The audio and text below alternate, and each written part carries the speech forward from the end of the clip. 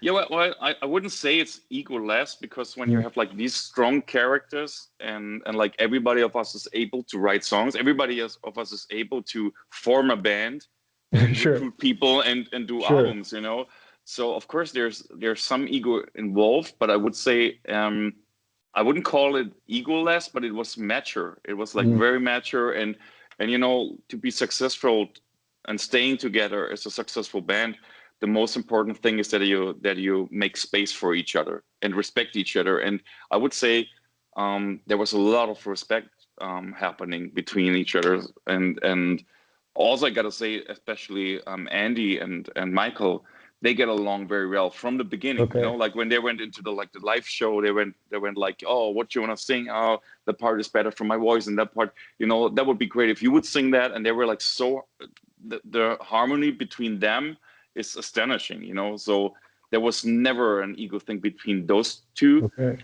And then of course guitarists are guitarists. Of course you're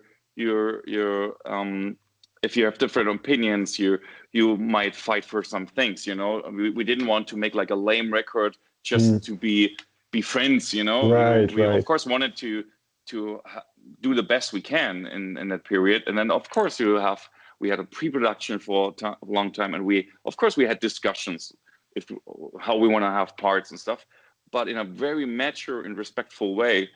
And so you could call it egoless, but of course everybody is pushing his idea somehow. Sure. And I think it's really about the ability to make space for another person, And then, like you said, then, because my next question was gonna be, well, why do you think it now works? Because, like you said, there has been friction between members in the past, and then now it works. But like you said, maybe it's maturation, just knowing that just shouting at each other doesn't work in a way.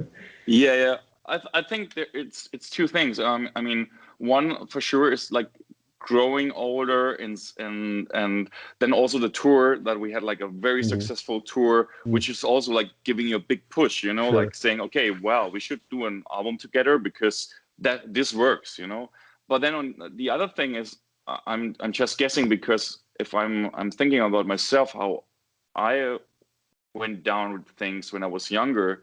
When you're like a young man or a young male person, you want to explore the world, and you want to show, here I am, and you're having like this big chest drumming behavior, and that kind of, I think that goes away over time, because then when you did it, you recorded albums, you went on tour, and you settle down a little bit, and you know who you are, and you know who the others are, and I think that stops somehow a little bit, so that you don't want to be always like upfront, and that comes with age. I think that's the positive thing about aging, that you get more mature, and you're thinking more about the next steps, Right. And when you're young, you're kind of wild, and you want to explore, and you want to just yell at everybody, here I am, and that for sure for a lot of young bands, that is giving some conflict, I think,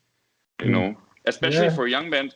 If I would imagine, I mean, for me, like my career went up gradually, like in a not so slow pace, but like step by step. I didn't come like out of the school and went like gold records, Right. So, but for Helloween, that was the case, basically, like they just finished school, and then like they were all over the place. And if I would imagine how I would have been 18, 20 years old, something like that, I don't know how I would have taken that, like and then also it's been the 80s, it's also like a different period of time, and I think people went just nuts, so yeah.